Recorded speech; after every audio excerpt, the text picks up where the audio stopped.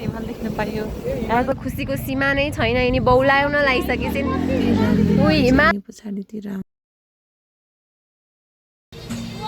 Hotel चाहिँ यति राम्रो छ नि यति राम्रो। Hello guys welcome to the Niruj YouTube channel. Guys हामी चाहिँ टुर जान लाग्यो। यस्तरी सामान बोक्नु परेछ अटो नभएर अनि होइन हामीलाई यस्तै मन परेको। हामी चाहिँ एकछिनमा चाहिँ अब गाडी भेटाउँछौँ अनि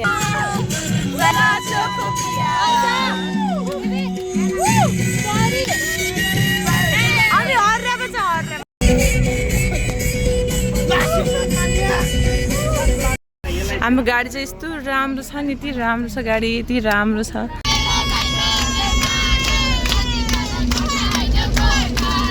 फाइनली हामी बल्ल खाना खाने ठाउँमा आइपुग्यौँ 10-10:30 बजिसक्यो। यिनीको 5-6 घन्टा भइसक्यो। बिचमा टायर पम्चर भयो यति हैरान भएन कि हामीलाई आयौँ बल्ल हाम्रो टोकन लागेको छ। भोक पेटमा त मुसा दौडिसकेको छ। अब हामी खाना खान जान्छौँ। बाब्रे खाना खाने ठाउँमा कति धेरै यस्तै लाइन लाग्नुपर्ने यस्तो गर्नुपर्ने यति धेरै। हामीहरू चाहिँ अब खाना खान लाग्यो अनि कति भिड छ नि होटलमा कति धेरै मान्छेहरू हुनुहुन्छ। अब हामी चाहिँ हाई निरु हेलो हजुरलाई खाना कस्तो लागिरहेछ? साथीहरू खाना कस्तो छ? मिठो छ? मम्मी दीक्षा मिठो छ? मिठो छ सोनी? खै मलाई त मिठो लागेन। खाना कस्तो लाग्यो हजुरहरूलाई? हामी चाहिँ दाङमा खाना खाएर अब जान लाग्यो पोखराको लागि। सबै गाडीमा गइसक्यो। करिब 1:38 बजे होला सबै सुत्नु भएको छ तर म मात्रै सुतेको छैन। हामी चाहिँ कपिलवस्तु पुगिसकेको छौँ। अब चाहिँ भोलि हामी पोखरा पुग्छौँ। हामी चाहिँ अहिले बिहानै स्याङ्जामा पुगिसक्यौँ। हामी अब पोखरामा कति मिनटमा पुग्छौँ? 2 घन्टामा।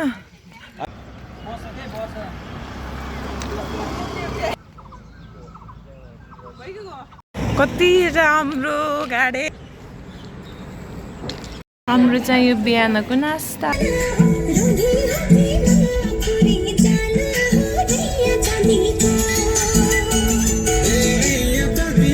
फाइनली हामी पोखरामा पुगिसक्यौँ। अब चाहिँ बिस्तारै केही छिनपछि चाहिँ हामी मुस्ताङ मुस्ताङतिर जाने बाटो।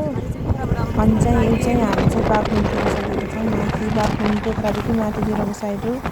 कस्तो राम्रो बादल सादल लागेर कति राम्रो देखेछ। हामी चाहिँ 12 बजे चाहिँ पर्वत पुगेका थियौँ। यो चाहिँ पर्वतको ठाउँ हो। बाटोमा चाहिँ यस्तो राम्रो ठाउँहरू चाहिँ कति धेरै थियो तर मैले चाहिँ सबै भिडियोमा क्याप्चर गर्न पाएन। बाटोमा कस्तो राम्रो मन्दिर रहेछ तर यो मन्दिरको नाम चाहिँ थाहा थिएन मलाई। राम्रो लाग्यो।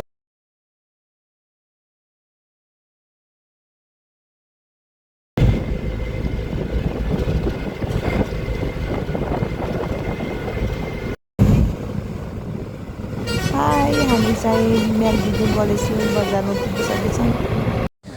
हामी चाहिँ म्याग्दी पुगिसकेछौँ अनि खाना खाएर अब चाहिँ हामी लाग्छौँ एकछिनमा।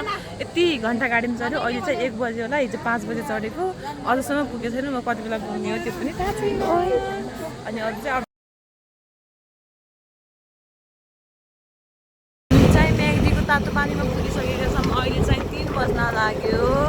यहाँ चाहिँ मौसम यस्तो राम्रो छ नि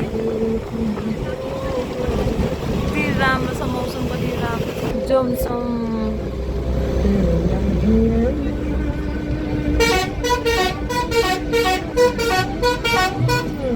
पानी परिरहेछ। पानी पर्यो।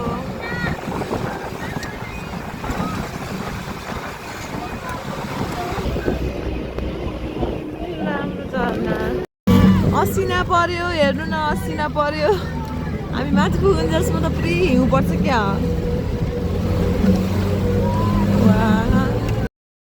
काली गण्डकी खोला। पानी भिज्यौ कि तिमी? हामी चाहिँ म्याग्दी पुगिसकेका छौँ। कति राम्रो मौसम छ।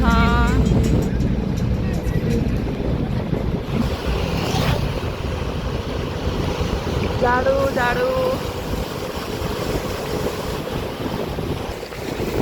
रूपसे झर्ना पुग्न अब चाहिँ 2 किलोमिटर बाँकी छ। सुर्खेतदेखि नन स्टप 24 घण्टा गाडीको यात्रा गरेपछि फाइनल्ली रुप्सी झर्नाभन्दा अगाडिको बाटो हो यो। मनाङ जाने बाटो चाहिँ यति अप्ठ्यारो रहेछ अनि हेर्दा कति डर लाग्दो बाटो। पाहाडमा यस्तरी नेपालमा रोडहरू गइसकेको छ, यस्तरी विकास भइदिएछ हाम्रो नेपाल। हामी चाहिँ यति बेला मुस्ताङको आसपास पुगिसकेको थियौँ अनि यति राम्रो हिमाल, त्यसैमा यति राम्रो मौसम, त्यसैमा यति चिसो हावा खाँदै जाडो पनि भइरहेको थियो। तर कति राम्रो हिमालहरू देख्दा त जाडो पनि केही नलाग्दो रहेछ कि। अनि यो पारीको डाँडामा चाहिँ पहिरो गएको जस्तो देखिन्छ क्या, कस्तो डर लाग्दो। अनि मैले त यस्तो कहिले देखेको थिएन, फर्स्ट टाइम देखेको, कस्तो अनौठो लाग्यो। अनि त्यसरी त्यही हेर्दै रमाउँदै जाँदै अगाडि गयौँ। कति राम्रो ठाउँ हो, यसको त बयान गरेर पनि नसक्ने, आँखाहरू हेर्दा पनि नथाक्ने, कति राम्रो हो केही ठाउँहरू पनि। मुस्ताङ मैले सोचेकै थिएँ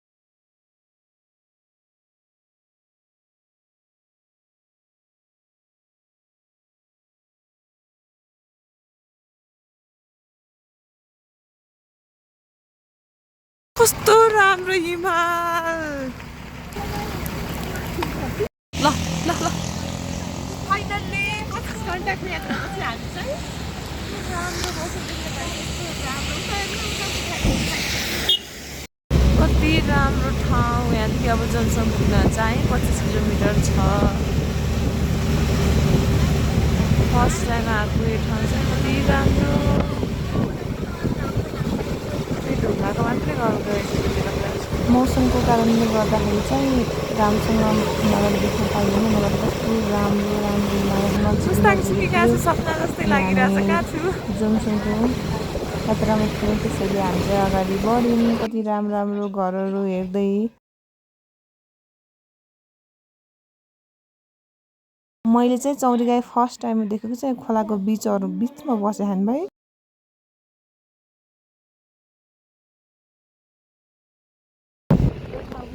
काला पानी रहेछ।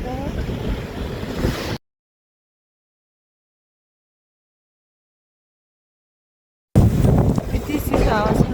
यो चाहिँ जापानले बनाएको मन्दिर रहेछ।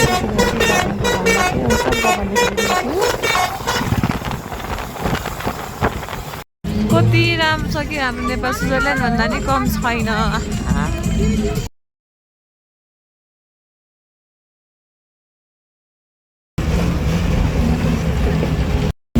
मुस्ताङको मार्फा भन्ने ठाउँमा पुगिसकेको छौँ। अहिले चाहिँ ठिक अहिले 5 बजेको छ। सुर्खेतदेखि 25 घण्टापछि यहाँ मार्फामा पुग्यौँ हामी। मुस्ताङको मार्फा भन्ने ठाउँ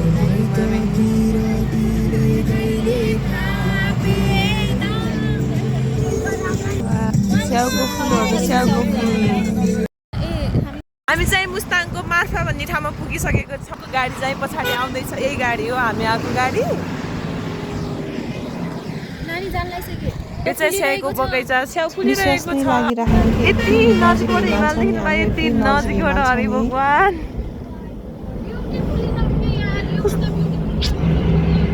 योभन्दा जिन्दगीमा फर्स्ट टाइम यति नजिकबाट हिमाल देख्न पाइयो। यहाँको चाहिँ एयरपोर्ट जोमसोम पुगिसक्यौँ। जोमसोम विमानस्थल हेरेको छ। वा जोमसोम कति राम्रो। यता हेर्नु, यता हेर्नु कि उता हेर्नु, जता हेर्नु हिमाल, जता हेर्नु यस्तो राम्रो ठाउँ। हामी चाहिँ यो होटलमा आएर रेडी भएर अब चाहिँ अर्को ठाउँ घुम्न जान लाग्यो। अझै 5 बजे छ। हामी चाहिँ यहाँ पुगेर पनि घुम्न लाग्यो। तिमीलाई कस्तो लाग्यो मुस्ताङ? एकदम राम्रो लाग्यो, फ्रेस। अनि हामी बसेको होटल चाहिँ यो हो। तिमीलाई कस्तो लाग्यो मुस्ताङ? एकदम राम्रो। तिमीलाई कस्तो लाग्यो निर्मला? एकदमै राम्रो छ। सबै आउनु होला मुस्ताङ। वाउ,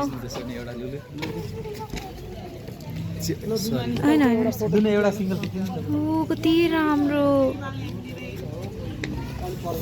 अनि घुमिरहेको छौँ अहिले बेलुकाको टाइमतिर। कति राम्रो यहाँ लाइटहरू कस्तो राम्रोसँग लाइटहरूलाई भन। हाम्रो छ त्यो हिमाल भनेर म शब्दमा वर्णन गर्न पनि सक्दैन। तर विश्वास पनि लागिरहेको छ। हामी हिमालको छेउमा नै छौँ, यति नजिक। अनि हामी मुस्ताङ छौँ। अनि यो चाहिँ निरु हुन्। यिनी चाहिँ हल्का एकदम साइको टाइपको भइसकिनु, यहाँ खुसी भएर धेरै पागल भइसक्यो। यिनी आज मुस्ताङ आउन पाए भनेर खुसीको सीमा नै छैन। यिनी बौलाउन लागिसकेछन्। उही हिमाल देखाउँछिन्, उही यता चन्द्रमा देखाउँछिन्, म उही उता जान्छन्, उही यता जान्छन्। हे भगवान्, यिनलाई यस्तै खुसी राख्नु होला। मुक्तिनाथ बाबाले रक्षा गर्नु होला। घुमाउने मान्छे चाहियो मलाई। वा यिनलाई घुमाउनु मान्छे छिटै पठाइदिनु होला।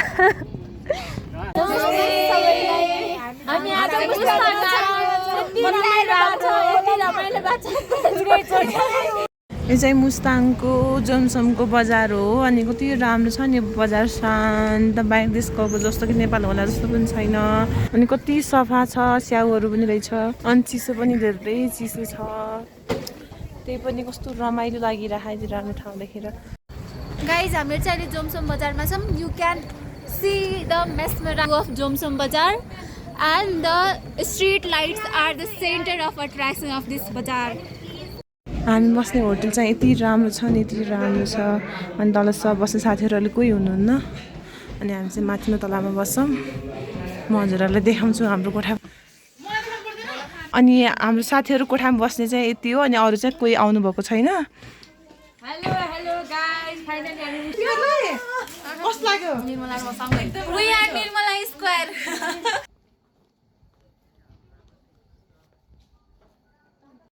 मुस्ताङ पुगेर हामी खाना खान लाग्यो, सबैले खाना खान लाग्छ। यत्तिको रमाइलो चाहिँ गर्नुपर्छ है। कसम हामीहरू चाहिँ यहाँ 10-15 जना केटीहरू सुतेका छौँ। यो चाहिँ आजको लागि अन्त्य गर्छु अनि चाहिँ भोलि बनाउँछु। यो भिडियो चाहिँ हिजोको र आजको हो। हिजो चाहिँ हामी राति 5 बजे हिँडेको थियौँ, त्यही भएर चाहिँ मैले हिजो भिडियो हाल्न पाइनँ। त्यही चाहिँ आजसँगै हाल्छु 2टा भिडियो। अब हामी भोलि बनाउँछु।